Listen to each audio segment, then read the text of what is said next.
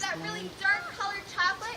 When you see his brother Roosevelt come out, you'll see Roosevelt has a really blonde face and some blonde armpits and a belly. So that's how you can tell the two brothers apart when they're out here. There he is.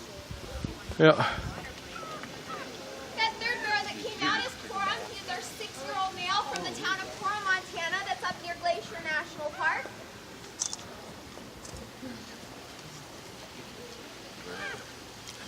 Crow's not letting go of his carrot. Or whatever it is. Yeah, let's see.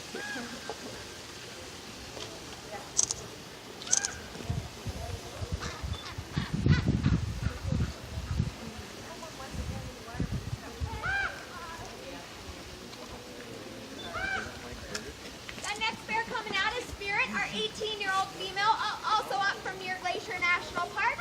And the last bear coming out will be Bear 101, our 32-year-old female from the Yellowstone area. Yep. If anyone has any questions about our bears here at the facility or anything else, feel free to ask any of us naturalists out here. We'd be more than happy to answer your questions.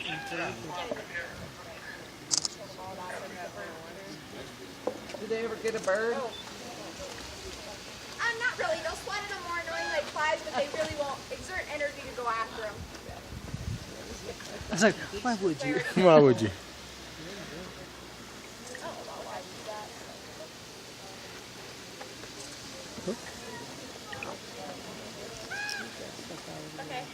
I guess 101's a little slower. Yeah. I haven't looked at the schedule, but I don't know if I haven't looked when I get out of the street. Just because of how it is. So. One's enjoying the water. Yep. Oh, yeah, see his head.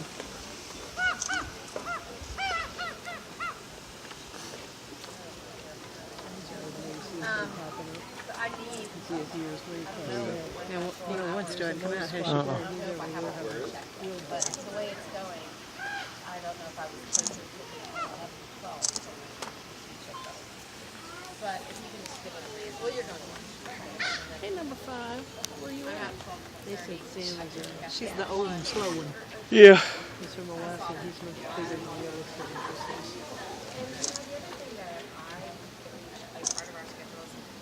Yeah, I thought maybe she would, since she was so old, was the reason they didn't have her coming out till tonight. But I guess it was just a typo. She was a typo. Okay, thanks. Yeah. It sounds pretty bad, isn't it? Yeah. Yeah. The first two, Grant and Roosevelt, were just born in 2000. Well, it's not so much that he's rough with them, it's just that he's huge. He's about 1,000 pounds. The biggest bear out here is Corum up there, 500 pounds. So, more than twice the size of most of these bears. We generally put them out according to their size and temperament. So we just want to make sure that when they go out together, if something does happen, that it's not going to be a 1,000-pound bear with a 300-pound bear. Yeah. And right now, and right now he's fine on his own. You know, bears in the wild are solitary. So, you know, in captivity, we like to have him be social because we think it's healthy. But he's doing fine. You know, we work hard to keep them all get to It's amazing what just a little bit more make. Yeah. Keep them happy.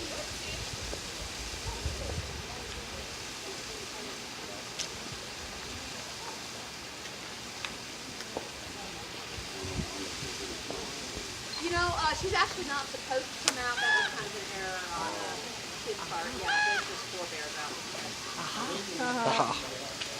So you're right, you were. Back into the wild, or well, any bear that comes here can never go back out in the wild again. Yes. They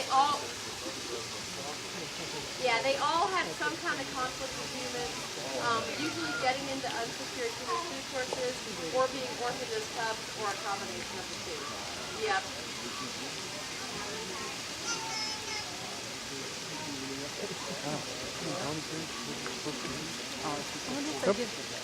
Yeah, there's actually a big If they do anything like that with the ones that's there.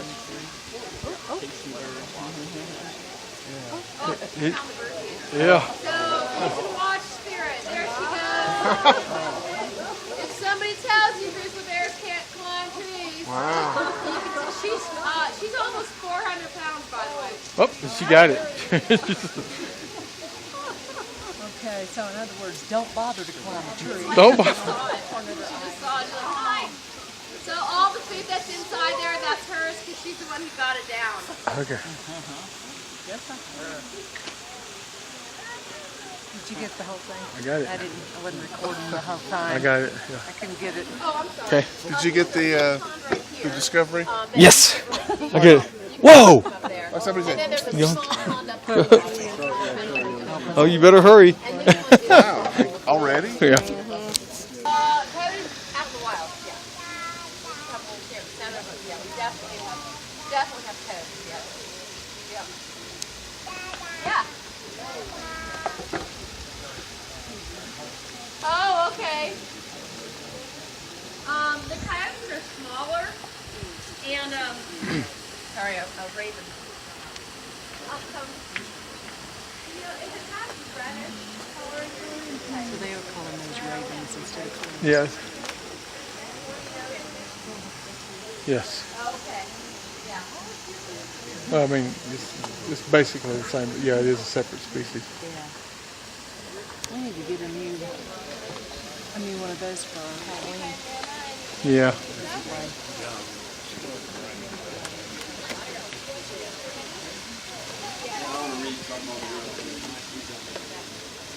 They're not doing much right now.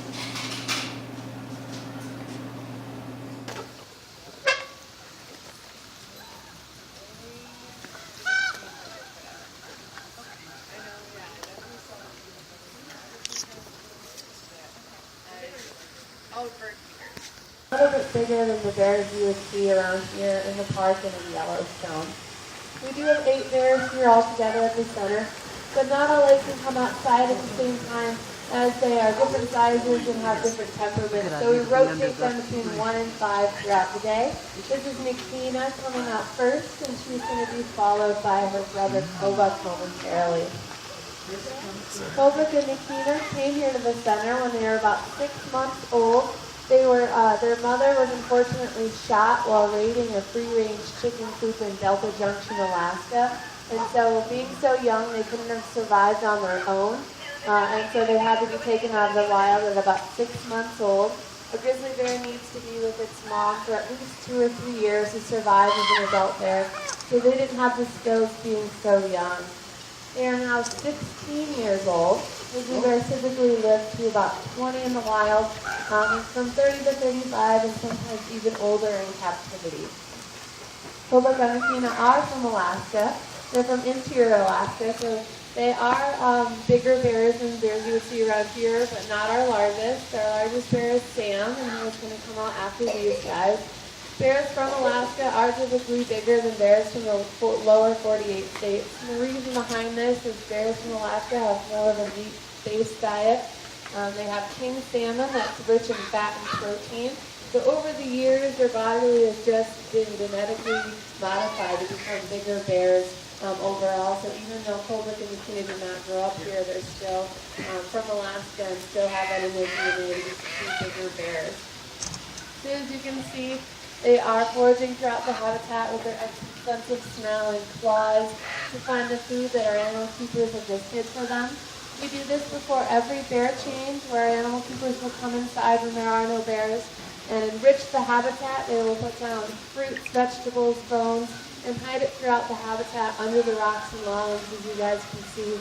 It really keeps our bears mentally active and stimulated and mimic to a certain degree what our bears would do in the wild, which would be forage for their food.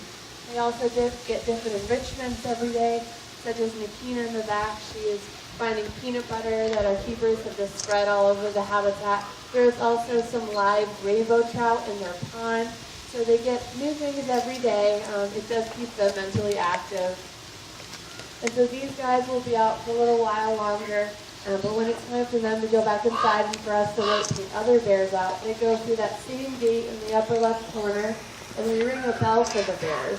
And then they know that bell means they're going to get fed more food in their inside den, which is in that building behind the waterfall. So we use positive reinforcement through food to get our bears both inside and out. Now, if you guys have any further questions about Cold Rush and Messina or anything else, you'll just let her know. Just like a tree, baby.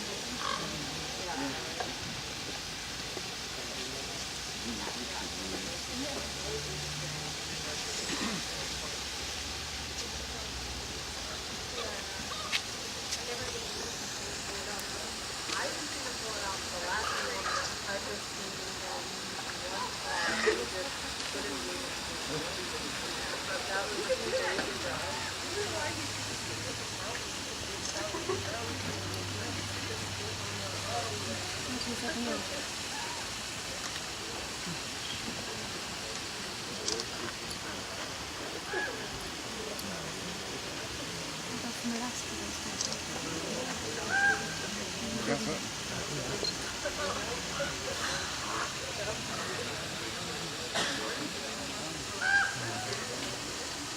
See that thing is open. Look. Oh, wow.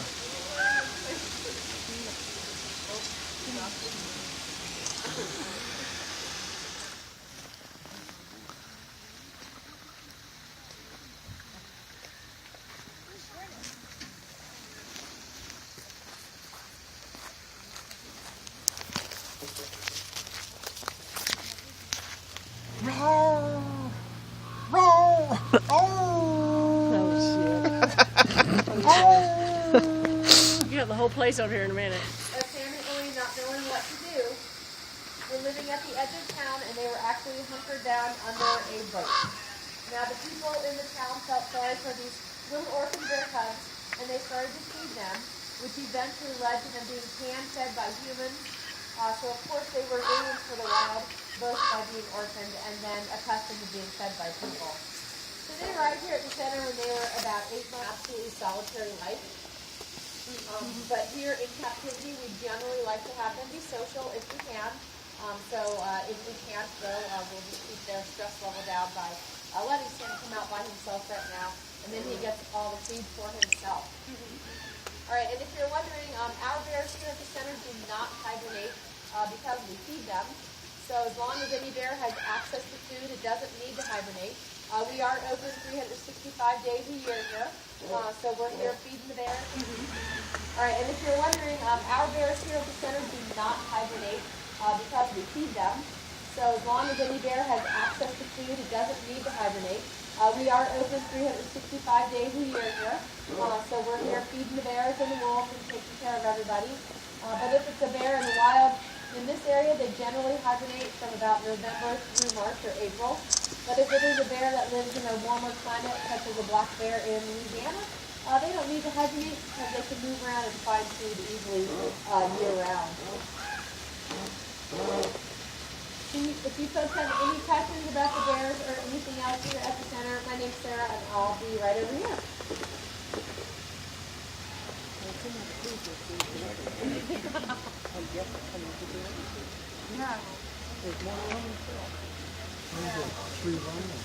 Yeah, she also put out some scents. I believe it was a bear lure, so we put out some scents. Sometimes they're natural scents like a fox lure or bear lure or something interesting for the bears. Bears are a very scent-oriented animal. They actually have one of the greatest sense of smell than any animal on the planet. They can smell up to 18 miles away. So they have very sensitive noses. So for a bear to smell something, to have access to many different scents is very stimulating. And we're always working on keeping them enriched, keeping them mentally healthy, mentally stimulated, as well as physically healthy.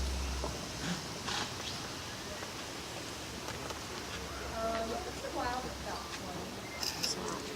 things, and then they remember. So if she's teaching them how to be a good, healthy wild bear, that's a great thing. If she's teaching them to prey on human food sources, they won't forget that either. So that's one of the reasons why here we emphasize keeping bears out of our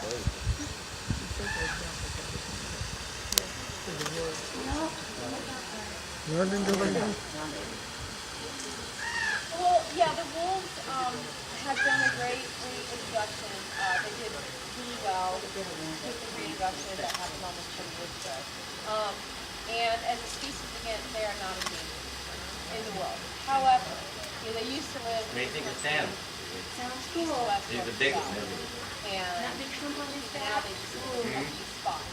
So there's talk to some people, they'll say, well, we need to have a back to more places and stuff where they say, again, could not. Yeah. You probably saw why. So there's that. So most predators right now are getting themselves trapped no matter where they are in the world because we don't get along with predators. And they're realizing how important predators are in healthy ecosystems, maintaining them, creating them. We need top predators like bears, wolves, like lions, whatever they might be. We need them to be visited. So it's kind of You don't want to get this close to the Yellowstone. that pay attention to maintaining large predators. And when you get rid of the large He didn't go to the tree.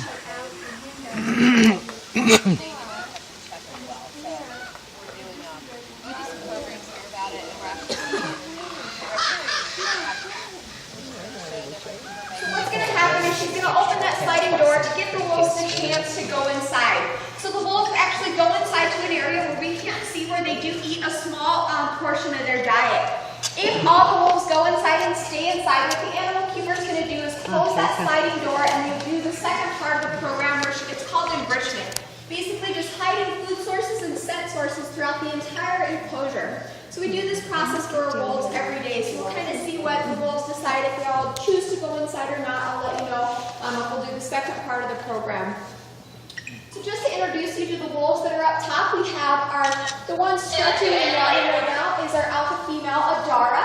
The other lighter colored one is our beta male Dakota, and then the dark gray one is McKinley, the alpha male. So as you can see right now, they're starting to run around, get a little excited as they're anticipating getting fed. A lot of times you can pick out their behavior and who is alpha and who is beta just on their behaviors when they approach each other.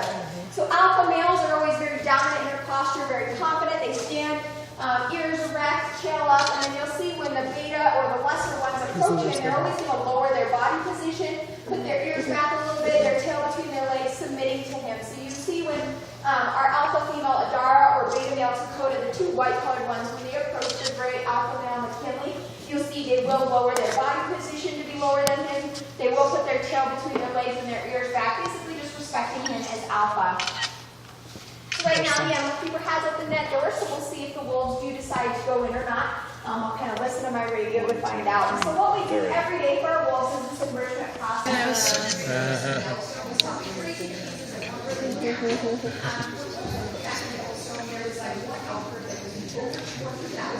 Because for 7 years they weren't used to having a house, they kind of just stood there. Wolves would run at them, they just stare at them, they didn't know what to run. And so when you first read it, he's not interested in the phone. Yeah. There's a wolves of a bear who's possible, you might try to swat it. They won't really actively go after one to eat it or hunt it or anything like that. So you watch the video, let the wolves pretty sure.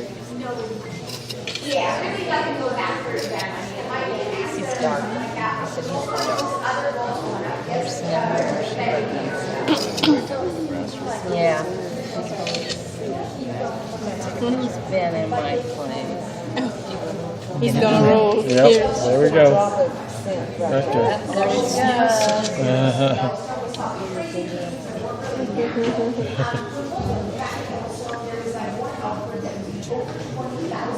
Because for 7 years they weren't used to having a house, they kind of just stood there. Wolves would run at them, they just stare at them, they don't run. And so when you first realize He's not interested in the phone. way outside the wall, so once the outcomes start started dropping and they started running from the wolves, those wolf numbers came way down. Now the average pack size is about 8 to 10. And so some years, if there's no offspring, so this year we saw like 1 to 2 males from the pups a year. So whether that's sources, and then also even if there is 10 or 20 wolves in a pack, only the alpha male and female breed, and so that kind of controls. So even if there's 10 females in a pack, only the alpha female is the one that is allowed to breed. There is cheating every once in a while. They definitely aren't honest, but for the most part, technically it's the alpha female and male are the only two that allow them to breed there. And so that helps control their numbers. It's usually the food that limits them. So it must be some more stuff. A lot of times it might be 2 wolves come together, male and female, they'll start in a pack. So they might have, 8 pups that year. So then those 8 pups become a pack of 12 or 10, and they basically will stay together as those pups get older, they might leave. So sometimes it's just the male and female and their offspring. Other times they'll adopt random wolves coming through. So it does vary. It's definitely a lot more complicated than just black and white or anything like that. Usually it's food that limits if they'll have pups that year or not, or how many will actually eat.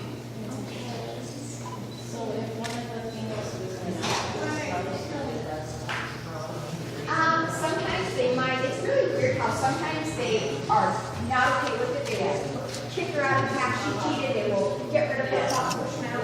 Other times they might kill her and take her pups. They might, there's a lot of different things they will do. And even with a second number, sometimes a whole pack, they see stuff like that. Packs is constantly challenged, and we'll see that in regards here, a beta, as he's getting older and stronger, he might challenge that alpha, especially as he gets more weight on him, or something like that. So the alpha's getting older, they might try to kill the alpha and kick him out. So how much do they weigh? Females are usually 70 to 90 pounds.